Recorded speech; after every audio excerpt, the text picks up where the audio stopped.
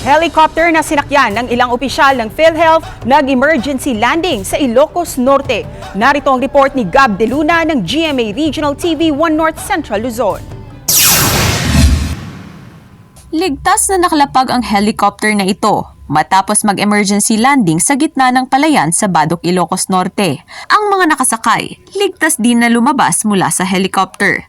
Sa investigasyon ng Badok Police Station, matataas na opisyales ng Philippine Health Insurance Corporation na dadalo sa Lab for All o Free Medical Mission sa Luwag City ang mga sakay ng helicopter.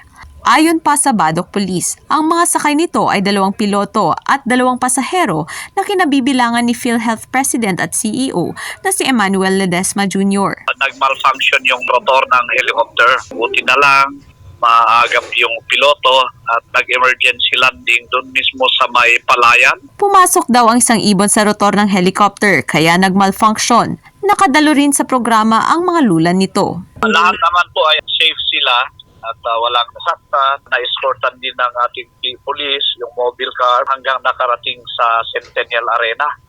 Mula sa GMA Regional TV 1 North Central Luzon, Gab De Luna, nagbabalita para sa GMA Integrated News.